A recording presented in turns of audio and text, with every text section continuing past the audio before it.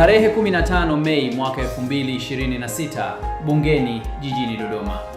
Waziri wa Maliasili na Utalii, Daktari Ashatu Kijaji aliwasilisha hotuba ya bajeti ya wizara kwa mwaka wa fedha 2026 hadi 2027. Na ndani ya hotuba hiyo kuna ujumbe mmoja ulioonekana wazi kwamba serikali ya awamu ya 6 inaendelea kuimarisha sekta ya utalii kama nguzo muhimu ya uchumi wa taifa. Lakini kwa TANAPA hii haikuwa bajeti ya kawaida. Ilikuwa ishara, ilikuwa dira, ilikuwa ujumbe kwamba hifadhi za taifa sasa zinaangaliwa si kama urithi tu, bali kama rasilimali ya kimkakati inayochochea mapato, uwekezaji, ajira na ukuaji wa uchumi unaowagusa Watanzania wengi. Kwa muda mrefu, TANAPA imekuwa ikitambulika zaidi kama taasisi ya kusimamia na kulinda hifadhi za taifa. Kazi yake kubwa imekuwa kulinda wanyamapori, kulinda mazingira, kulinda urithi wa taifa. Lakini bajeti ya Wizara ya Maliasili na Utalii ya mwaka 2026 hadi 2027 inaonyesha mwelekeo mpya. Inaonyesha kuwa TANAPA inaingia kwenye nafasi ya juu zaidi katika ajenda ya uchumi wa Tanzania. Badala ya kuonekana kama mlinzi wa mazingira pekee, TANAPA sasa inachukuliwa kama taasisi ya kimkakati inayotarajiwa kuchangia moja kwa moja katika mapato ya taifa, uwekezaji na maendeleo endelevu.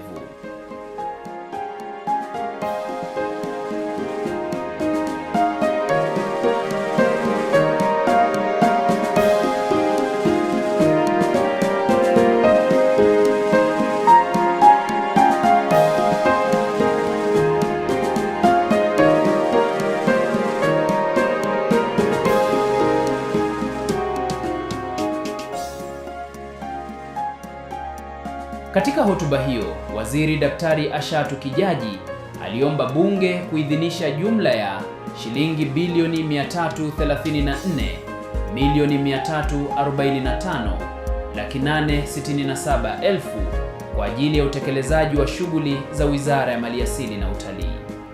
Kati ya fedha hizo, shilingi bilioni 272 milioni 44 laki 425 elfu zimetengwa kwa matumizi ya kawaida na shilingi bilioni 62 milioni 301 laki 445 elfu zimetengwa kwa ajili ya miradi ya maendeleo.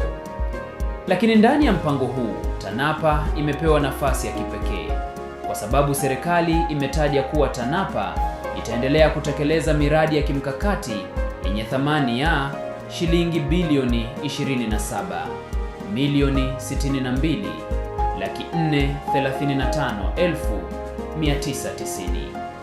Miradi hii inafadhiliwa na Benki ya Maendeleo ya Ujerumani KfW.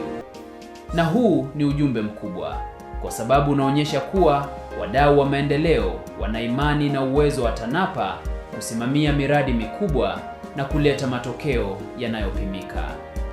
Kwa maana nyingine, TANAPA haitegemewi tena kufanya kazi kwa mifumo ya kawaida pekee, bali inajengwa kuwa taasisi inayoweza kuvutia rasilimali za maendeleo na kuzitumia kuongeza thamani ya hifadhi, kuboresha huduma kwa watalii na kuchochea uchumi wa maeneo yanayozunguka hifadhi.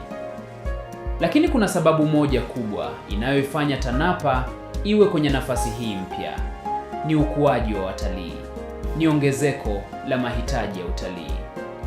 Kwa mujibu wa takwimu zilizowasilishwa katika hotuba hiyo, Tanzania ilipokea jumla ya watalii milioni 5,935,561 mwaka 2025. Idadi hii iliongezeka kutoka watalii milioni 5,360,247 mwaka 2024. Hili ni ongezeko la asilimia 10.7.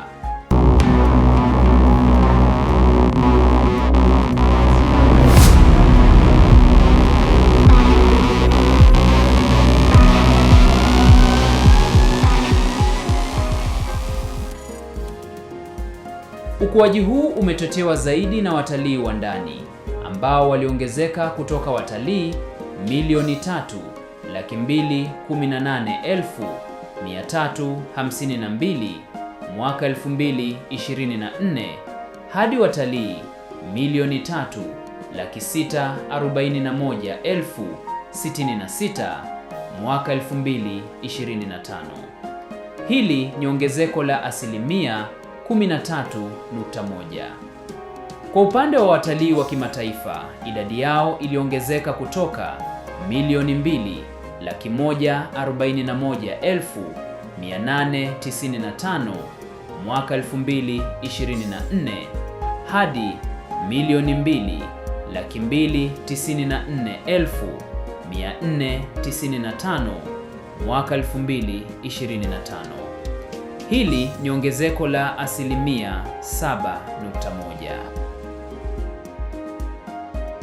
Kwa TANAPA, hizi si takwimu za kawaida. Hizi ni ishara ya mahitaji yanayokuwa. Ni ushahidi kuwa hifadhi zetu zinaendelea kuvutia dunia, na ni fursa ya kuongeza mapato kwa kuongeza ubora wa huduma na kuongeza muda wa kukaa kwa mtalii ndani ya hifadhi. Na pale watalii wanapoongezeka, mapato nayo yanaongezeka. Hotuba ya bajeti imeeleza kuwa mapato ya utalii yameongezeka kutoka dola za Marekani bilioni 3.9 mwaka 2024 hadi kufikia dola za Marekani bilioni 4.4 mwaka 2025. Hili ni ongezeko la takribani asilimia 12.82. Haya ni mapato makubwa, fedha za kigeni, fedha zinazochochea uchumi wa taifa. Na kwa TANAPA, hii ina maana moja muhimu, kwamba hifadhi za taifa zinaendelea kuwa injini ya mapato ya nchi. Kadri mapato yanavyoongezeka, ndivyo uwezo wa TANAPA kuwekeza zaidi kwenye uhifadhi, miundombinu na huduma bora kwa watalii unavyoimarika. Lakini ili utalii uendelee kukua, lazima huduma ziendelee kuboreshwa. Bajeti ya wizara inaonyesha kuwa serikali inaendelea kuwekeza kwenye miundombinu ndani na pembezoni mwa hifadhi. Ujenzi na ukarabati wa barabara zenye urefu wa kilomita 3,757.92. Ujenzi wa njia za watembea kwa miguu zenye urefu wa kilomita 523.14. Pia, serikali imeendelea kujenga na kuboresha malango ya kuingilia wageni, maeneo ya mapumziko na miundombinu ya kambi. Kwa TANAPA, uwekezaji huu una maana kubwa. Unapunguza changamoto za usafiri, unaongeza usalama, unaongeza ubora wa huduma na unaongeza uwezo wa hifadhi kupokea wageni wengi zaidi bila kuathiri misingi ya uhifadhi endelevu. Lakini dunia ya leo haiendeshwi tena kwa karatasi. Ndio maana hotuba ya bajeti imeweka msisitizo kwenye mageuzi ya kidijitali. Serikali imeendelea kuimarisha mifumo mbalimbali ikiwemo MNRT portal na mifumo ya malipo kama PAIS pamoja na muunganiko wa mifumo ya serikali kupitia GOVESB. Kwa mujibu wa hotuba, maboresho haya yanalenga kuhakikisha huduma zinakuwa rahisi, za haraka na za uwazi. Na baadhi ya taratibu za huduma zinaweza kukamilika ndani ya siku 7 hadi 14 badala ya kuchelewa kwa muda mrefu kama ilivyokuwa zamani. Kwa TANAPA, haya ni mageuzi ya msingi kwa sababu yanasaidia kuongeza ufanisi wa ukusanyaji mapato, yanapunguza mianya ya upotevu wa mapato, yanaboresha uwajibikaji wa kifedha na yanaongeza uzoefu mzuri kwa mtalii. Lakini utalii si huduma tu. Utalii ni taswira, ni brand na ni utambulisho.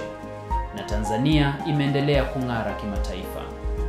Hotuba ya bajeti imebainisha kuwa Tanzania imeendelea kushinda tuzo ya World's Leading Safari Destination kwa miaka 3 mfululizo, kuanzia mwaka 2023 hadi mwaka 2025. Na hifadhi ya taifa Serengeti imetangazwa kuwa World's Leading National Park mwaka 2025. Kwa TANAPA, hizi tuzo si mapambo, ni nyenzo ya masoko, ni uthibitisho wa ubora, ni sababu ya kuvutia watalii wa hadhi ya juu, na ni sababu ya kuvutia uwekezaji katika huduma za utalii wa kiwango cha kimataifa. Lakini hakuna utalii bila uhifadhi. Ndiyo maana hotuba ya bajeti imeweka msisitizo kwenye tafiti na sensa za wanyamapori. Serikali imeeleza kuwa sensa ya pili ya kitaifa ya wanyamapori imefanyika kwa kutumia fedha za ndani, hatua ambayo inaonyesha dhamira ya serikali kuwekeza kwenye shughuli za kimkakati za uhifadhi. Kwa TANAPA, hili ni jambo la msingi, kwa sababu uhifadhi wa rasilimali za asili ndio msingi wa utalii, na bila msingi huu hakutakuwa na uchumi wa utalii. Kwa ujumla, hotuba ya bajeti ya Wizara ya Maliasili na Utalii ya mwaka 2026 hadi 2027 inaonyesha dhamira ya serikali kuijenga TANAPA kama taasisi yenye nguvu katika uchumi wa taifa.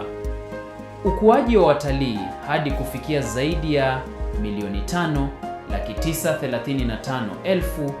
5,935,561, kuongezeka kwa mapato ya utalii hadi dola za Marekani bilioni 4.4, pamoja na uwekezaji mkubwa kwenye miundombinu na mifumo ya kidijitali.